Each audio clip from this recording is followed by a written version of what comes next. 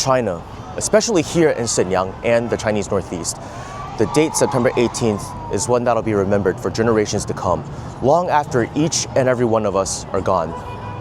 On this date in 1931, a false flag explosion on the South Manchuria Railway gave the Japanese army the excuse they needed to launch a full-scale invasion. This marked the beginning of 14 long years of Chinese resistance. Long before the world called it World War II, and 10 years before Japan launched the attack on Pearl Harbor, the Chinese people were already resisting.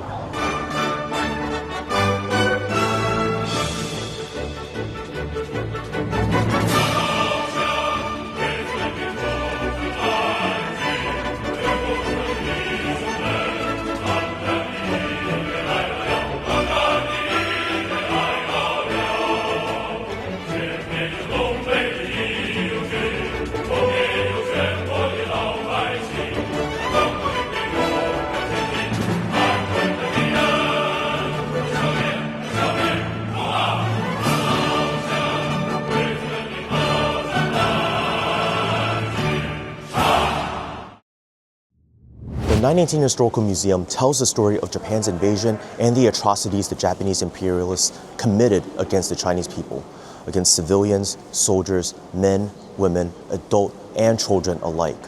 But more importantly, it honors the sacrifices made by the Chinese people to regain our sovereignty and dignity, overcome this dark time in our history, and make sure that something like this never happens again in our history. So today there happens to be a tour group from, I believe, Singapore, as well as school children coming here to learn about our country's history.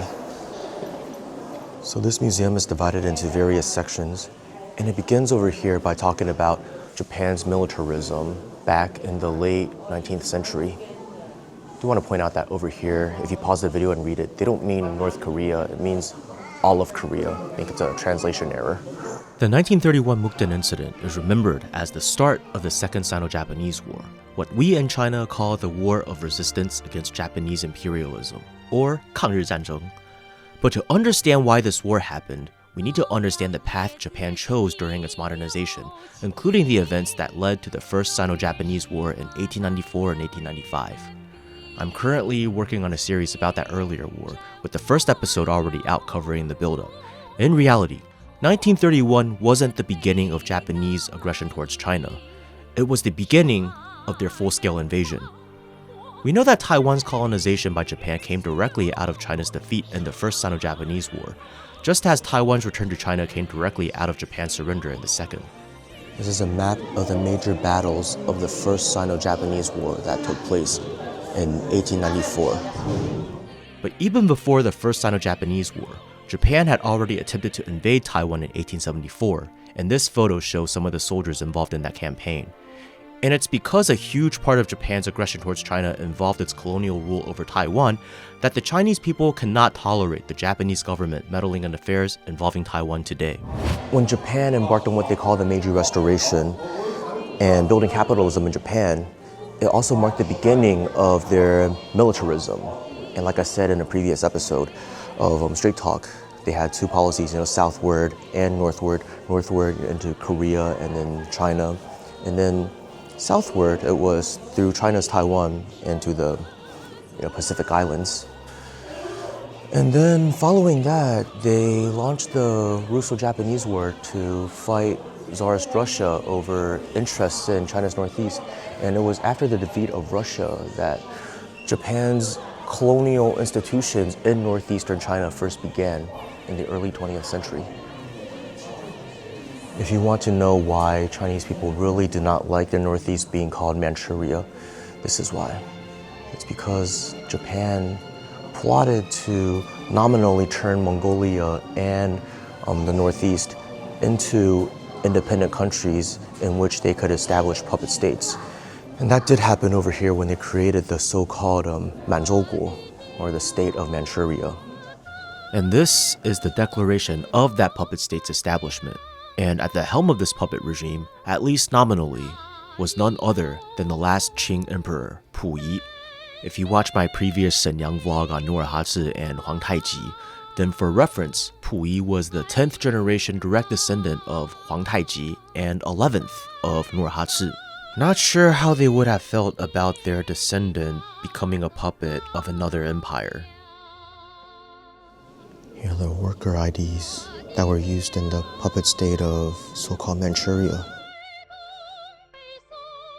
This is a depiction of the Japanese forces capturing Shenyang.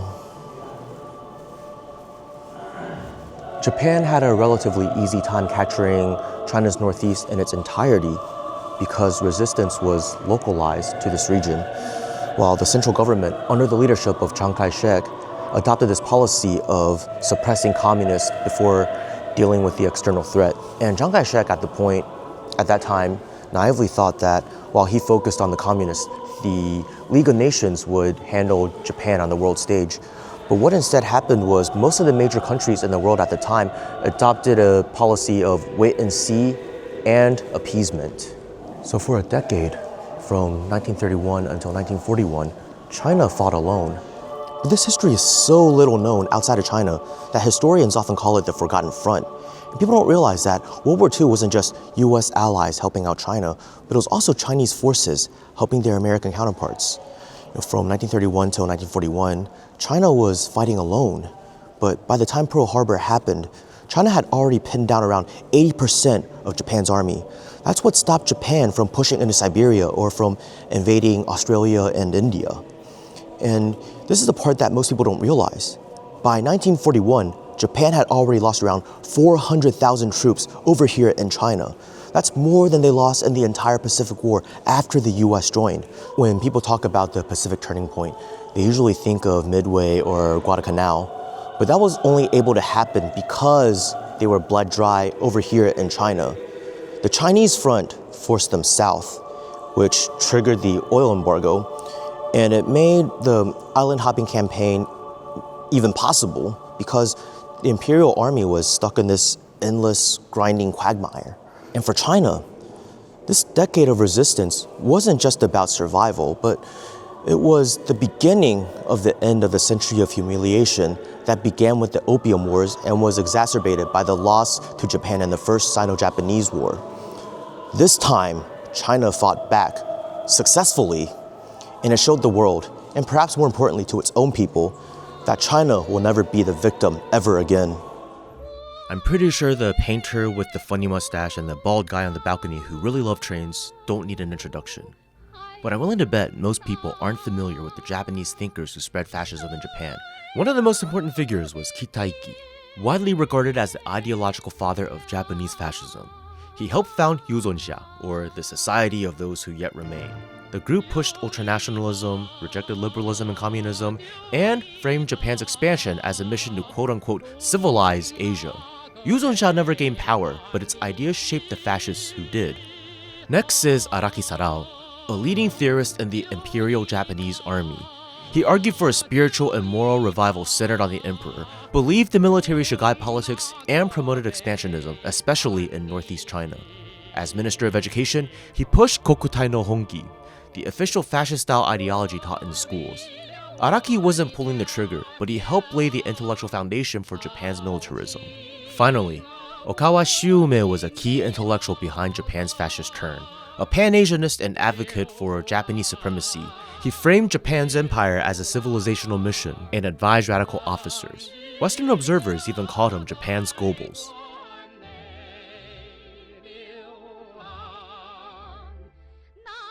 These are anti-Japanese forces in China being slaughtered by the Japanese. You see this rolling cage with the spikes inside? Yeah, this is a torture device used by the Japanese when they occupy China's northeast. A person will be put inside and this cage will be rolled around. These are just some of the mass slaughters committed by the Japanese from 1931 to 1945 in just China's northeast.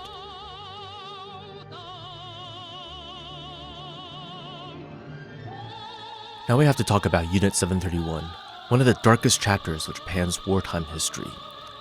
Led by General Ishishiro, this Harbin-based facility carried out large-scale biological and chemical warfare research, along with systematic human experimentation. Prisoners were deliberately infected with deadly diseases, subjected to vivisections, organ harvesting, hyperbaric chamber tests, amputations, and exposure to chemical agents and explosives. Most of the victims were Chinese civilians, but there were also Koreans and Russians, including children and pregnant women. There are no documented survivors. Around 14,000 people were killed inside the compound itself, and the biological weapons developed here caused an estimated 200,000 to 500,000 additional deaths through the contamination of water, food, and farmland. When Japan surrendered in 1945, Unit 731 destroyed most of its records. Many of its leaders avoided prosecution by turning their research over to the United States. The legacy of Unit 731 remains one of the starkest reminders of why this history must never be forgotten. In addition to conducting live human experiments, Unit 731 also operated as the headquarters for Japan's biological warfare program. The dots on this map mark the locations where biological agents were dropped from aircraft dispatched by Unit 731. The following is an incomplete record of individual instances of biological weapon use by the Japanese military from 1939 to 1942. One instance used 22.5 kilos of a typhoid, cholera, paratyphoid, and dysentery mix. Another used 20 kilos of typhoid.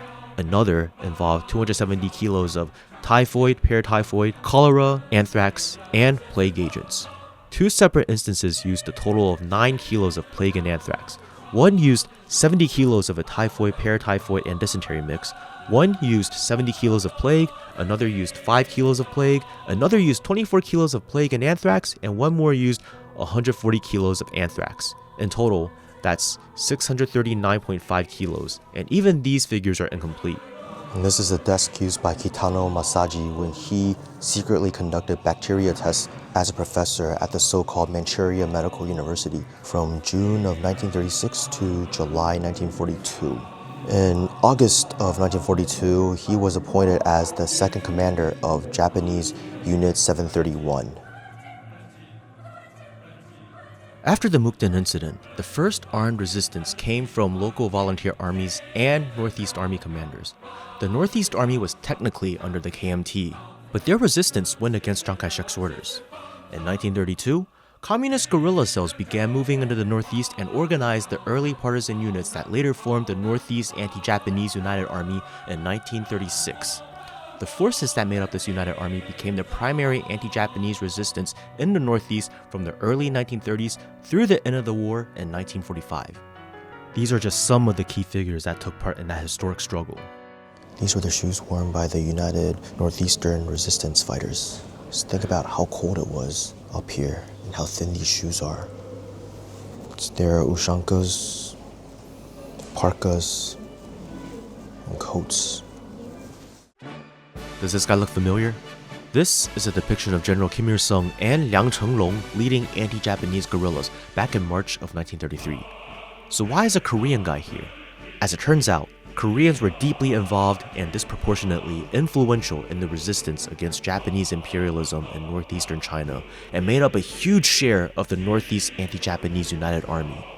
In addition to President Kim Il-sung, other famous Korean figures in the United Army included Kim Chek and Choi Hyun. And there's a reason why Korean resistance fighters chose this region as their base of operations. For centuries, Koreans have migrated into China's northeast, with one of the final major waves occurring during their struggle against Japanese colonial rule. That's part of the reason why so many Koreans took part in China's war of resistance against Japan. It was their struggle too. In the 1950s, those who remained in China, together with the descendants of earlier migrants, became Chinese citizens and were recognized as the Chaoxianzu, one of the country's 55 minority nationalities. I'll be exploring their community here in northeastern China in an upcoming episode. Up to this point, the resistance in the northeast was led by the Northeast Anti-Japanese United Army under the Communists. But as we know, the KMT and the Communists eventually joined forces to fight Japan together. To explain how that happened, I need to take you away from the 918 Historical Museum for a second and introduce you to a very important man. Don't worry, we'll come back in a bit. Another noteworthy place to visit in Shenyang is Zhang Xueliang's former residence, which he inherited from his father, Zhang Xueliang, who was assassinated on June 4, 1928. Zhang Xueliang was a warlord who seized control of China's northeast upon the dissolution of the Beiyang army and was briefly supported by the Japanese, since they were interested in keeping the northeast separated from the rest of China. However, he fell out of favor with the Japanese and then was assassinated. Interestingly, this decision by the Japanese came to haunt them in less than a decade.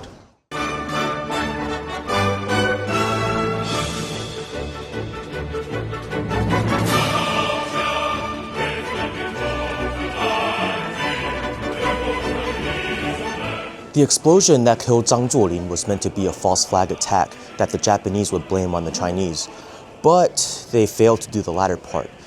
And because they failed to do that, they couldn't install a puppet leader that they had groomed, and unexpectedly, Zhang Xueliang ended up succeeding his father.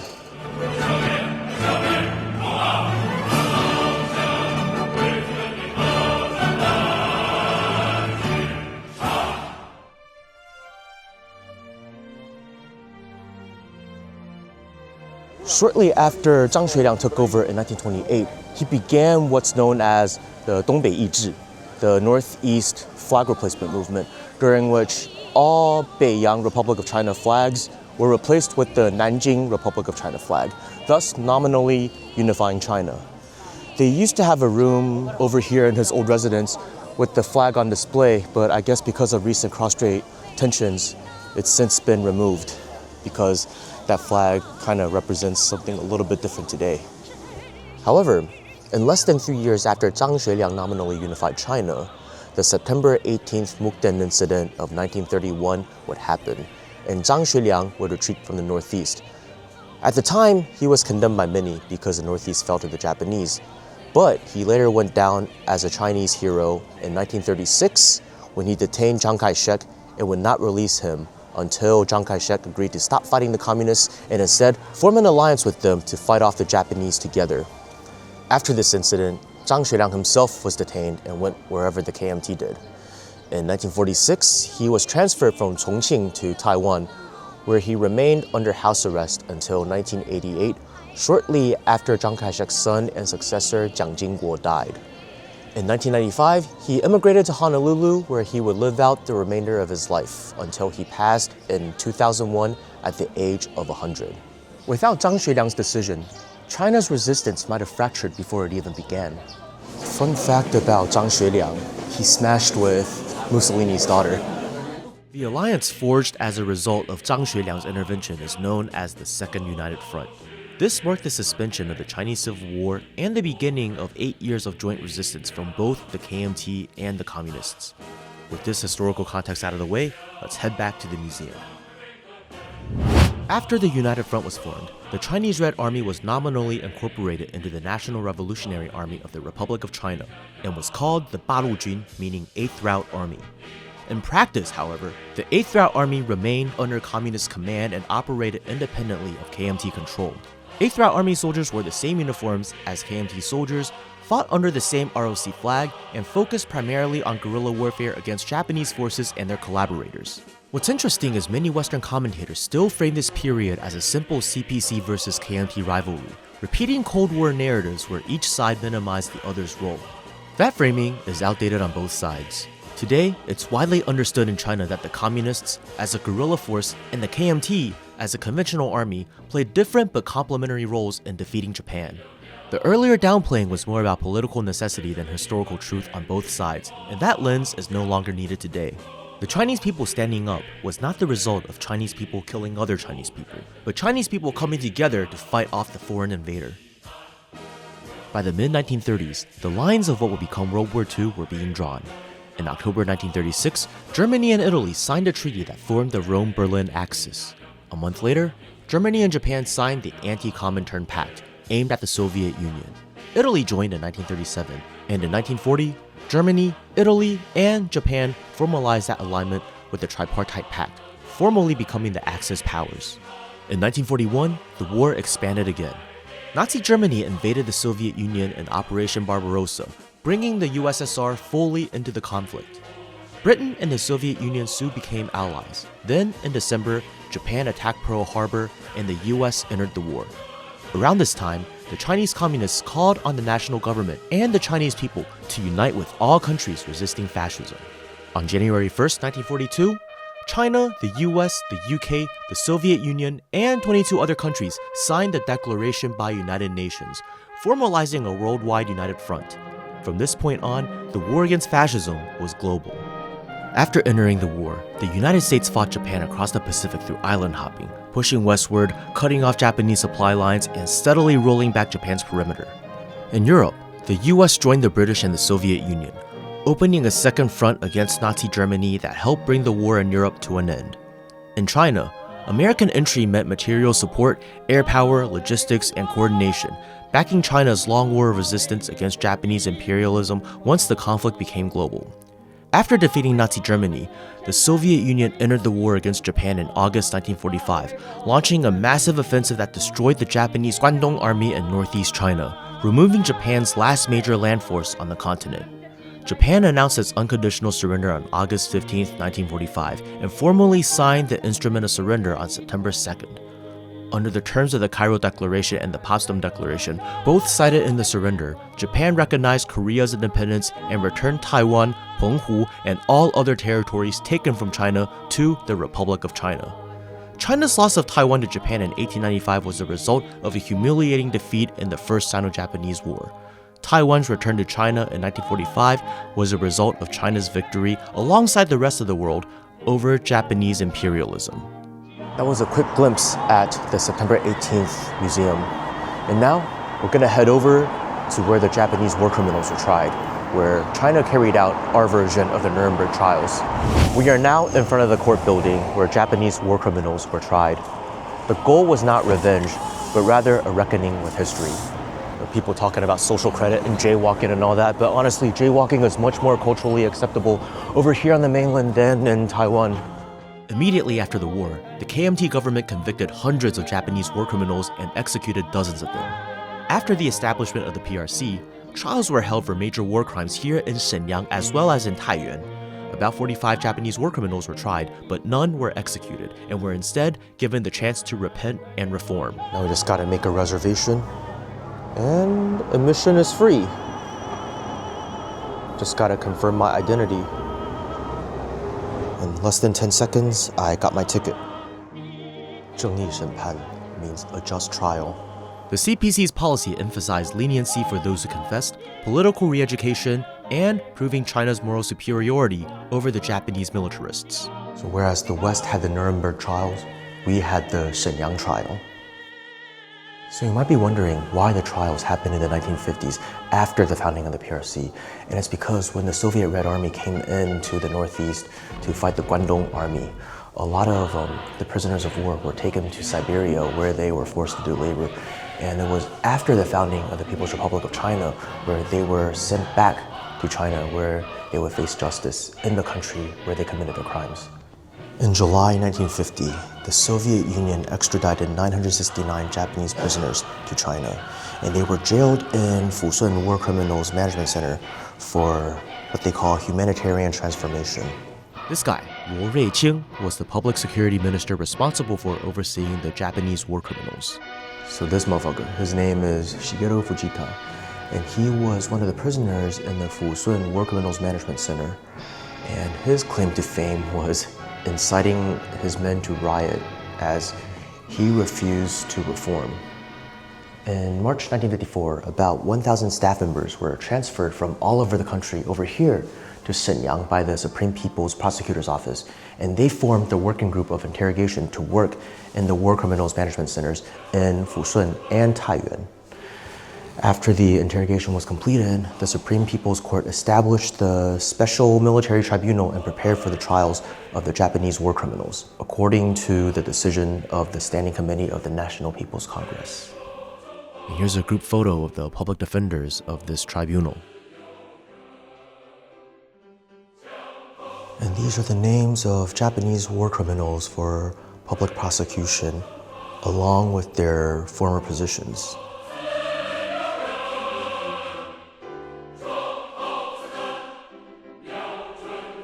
And here's a chart of the people who made up the Special Military Tribunal. This is a historical photo of Japanese war criminals moved by China providing them with the opportunity to repent and them taking initiative to admit their guilt. And here is war criminal Shintaro Uno studying his case with his public defender. And that is Hiraku Suzuki on the right with his public defender Xu Ping on the left. From June 9th to 19th of 1956, the Special Military Tribunal of the Supreme People's Court began its first session over here in Shenyang to try 8 war criminals, including Hiraku Suzuki, who was the Lieutenant General and Commander of the 117th Division of the IJA, And then from July 1st to July 20th, in the same year, 1956, the Special Military Tribunal opened its second session in Shenyang to try 28 war criminals, including Rokuzo Takebe, who was the Director General of the General Affairs Department of the State Council of the puppet so-called State of Manchuria. These war criminals were respectively sentenced to imprisonment ranging from 12 to 20 years. So quite lenient for all of the things they did, I must say.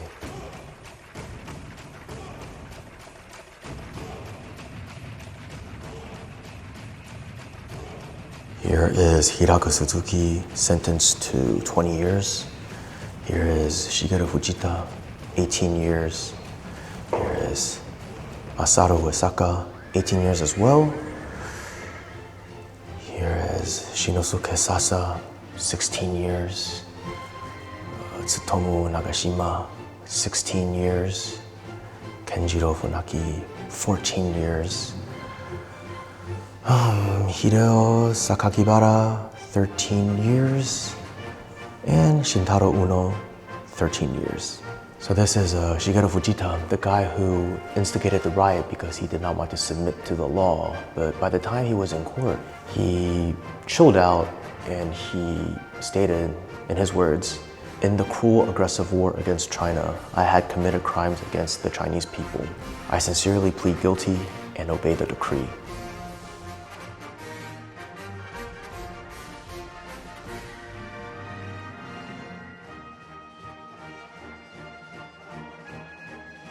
Notice how of all of these 28 war criminals, none of them were sentenced to death. And in 1975, all of the ones that were still serving their sentences in China were sent home. And as you can see, this is a life-size wax figure recreation of the Shenyang trial.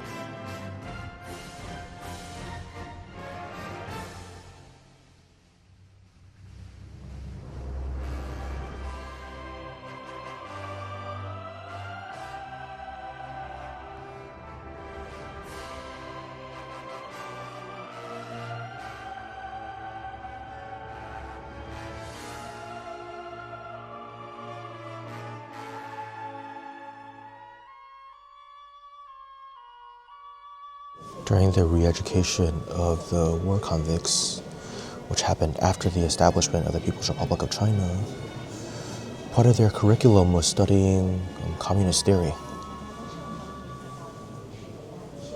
These are some of their belongings.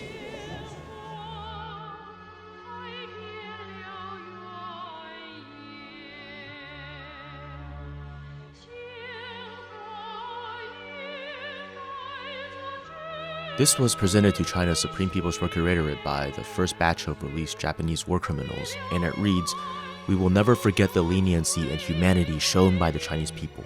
We dedicate the rest of our lives to opposing wars of aggression and striving to preserve lasting peace." This one's from the second batch of released Japanese war criminals, and it reads, "We oppose wars of aggression and uphold long-lasting peace. Long live the friendship between the Chinese and Japanese peoples." And this one was gifted by a delegation from the Japan Workers' Exchange Association during their visit to China, and it simply reads, "Sino-Japanese Friendship." 铭记历史，缅怀先烈，珍爱和平，开创未来. Remember history, commemorate the martyrs, cherish peace, and create the future. In the West, the story of World War II often begins in 1939. But in China, the story began right here in Shenyang, all the way back in 1931. The brave men and women who resisted Japanese aggression ended up not only defending their homeland, but buying time for the rest of the world. So when we talk about victory over Japan, let us never forget the people who began resisting first.